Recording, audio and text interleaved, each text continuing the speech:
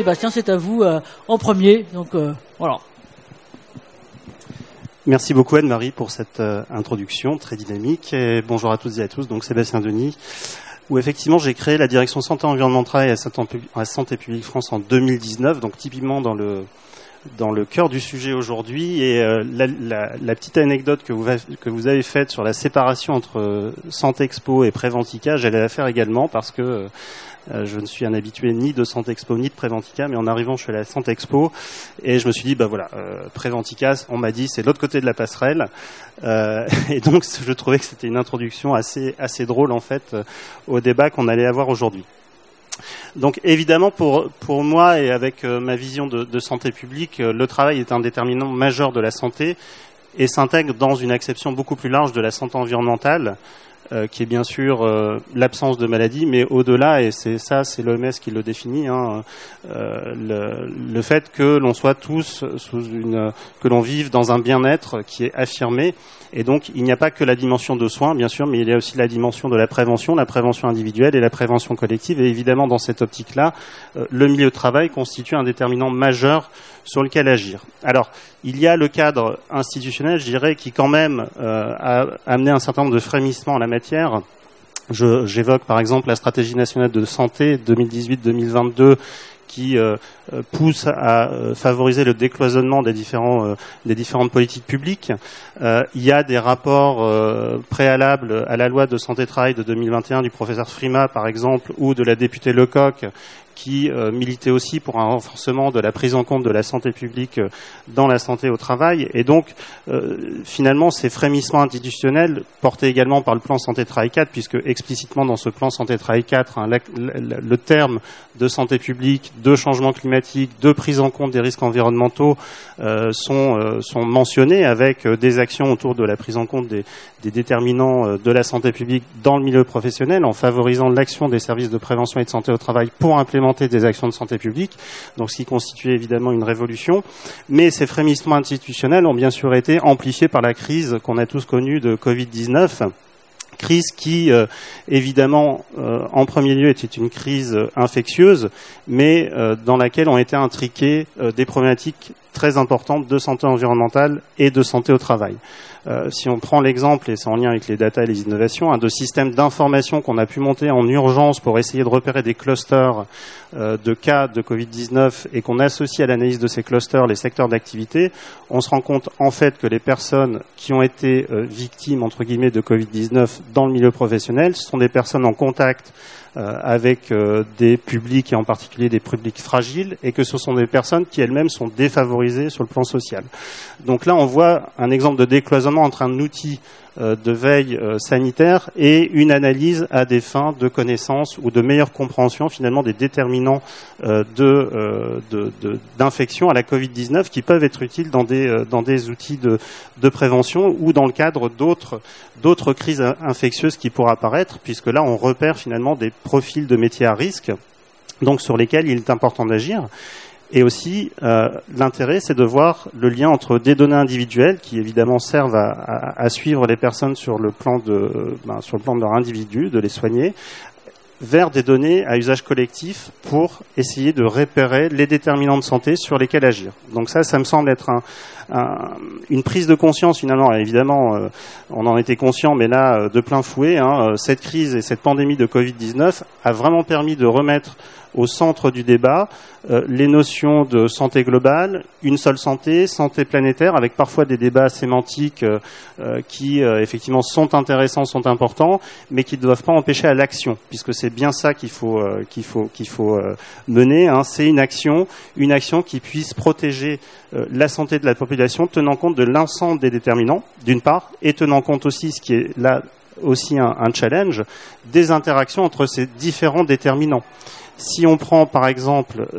des personnes qui ont été atteintes par la Covid-19, on voit que l'atteinte a été d'autant plus grave que ces personnes étaient déjà fragilisées par un certain nombre de pathologies, en particulier des pathologies chroniques,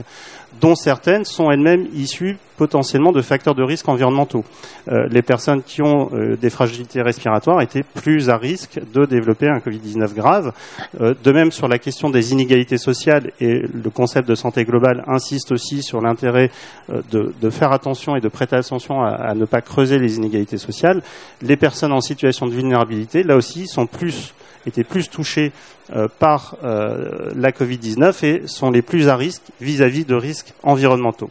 Donc là, on voit bien, à la fois sur le plan institutionnel et sur le plan de cette crise pandémique, si on peut parler de retour d'expérience, la nécessité vraiment de considérer cette dimension intégrée de la santé. Alors,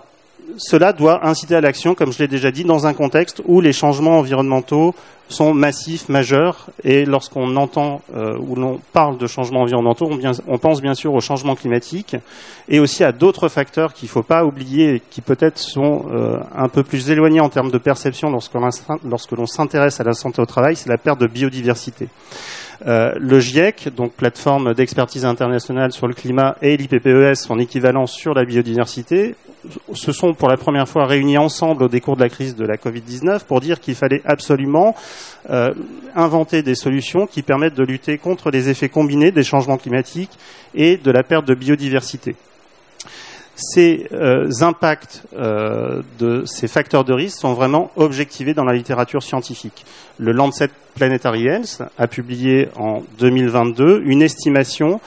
du poids que représentent les facteurs environnementaux sur la mortalité mondiale. C'est à peu près 9 millions de décès anticipés par an, ce qui en fait le principal facteur de risque, le facteur de risque environnemental, de mortalité au niveau planétaire, avec bien sûr un fardeau plus important sur les pays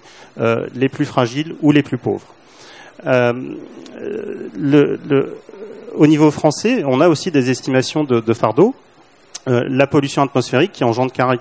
000 décès par an, prématurés. Et chaque été, on le vit, et on le vit de plus en plus, la chaleur, puisque la chaleur est un risque environnemental majeur, voire le risque environnemental principal qu'on est tout à chacun à même d'éprouver, puisque l'an dernier, par exemple, c'est 78% de la population française, je ne sais pas pour les Suisses, mais qui a été exposée à la chaleur avec un excès de décès de 2800 décès uniquement pour des périodes de vagues de chaleur de plus de 3 jours. Donc on voit le risque important que constitue cette chaleur et que bien sûr les travailleurs sont soumis à ce risque avec la difficulté qu'on n'arrive pas encore aujourd'hui à estimer le fardeau sur les travailleurs de ce risque chaleur. On parle aujourd'hui aussi du risque sécheresse. Alors là aussi, c'est peut-être un peu plus éloigné, mais les problématiques de sécheresse peuvent avoir des incidences sur la sécurité des process industriels ou de certaines industries. Et donc, ça doit être aussi un élément à considérer au regard de ces enjeux de santé globale.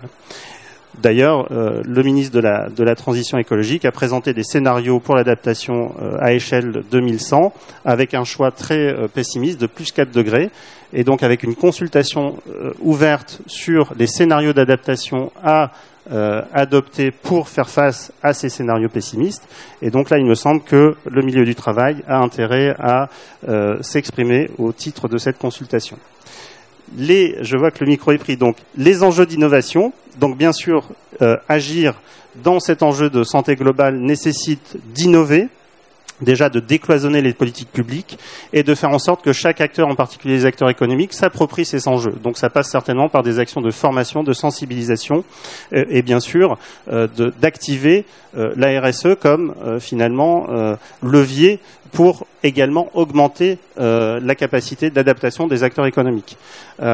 Ensuite, il y a un enjeu important sur les data, puisque croiser les données, alors évidemment, il faut déjà qu'on ait de la donnée, donc ça veut dire de la donnée en santé-travail, donc ça veut dire consolider les systèmes de surveillance qui existent et qui sont loin d'être parfaits, de manière à pouvoir augmenter le corpus de données disponibles sur les données de santé au travail, mais aussi de faire en sorte que ces données santé au travail puissent être partagées avec des données de santé plus larges, qui sont des données de santé publique en fait, et donc derrière, ça peut être simple, mais ça nécessite que ces bases de données soient interopérables.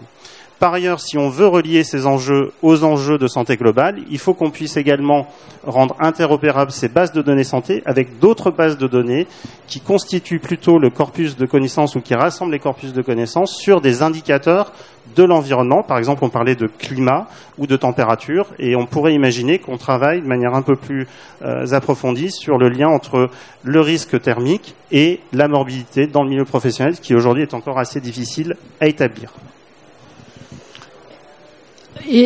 Grand merci à Sébastien, parce qu'on voit bien la pluralité à la fois des déterminants, des multicritères sur ces questions, et merci de souligner ça. Je reprendrai le truc sur la chaleur. Moi, j'avais regardé l'été dernier, par exemple, ce qui était les impacts en logistique. Alors, dans les hôpitaux, je crois que vous pourrez nous en dire beaucoup là-dessus, mais dans les logistiques et notamment à la fois dans les transports et dans les hôpitaux, dans les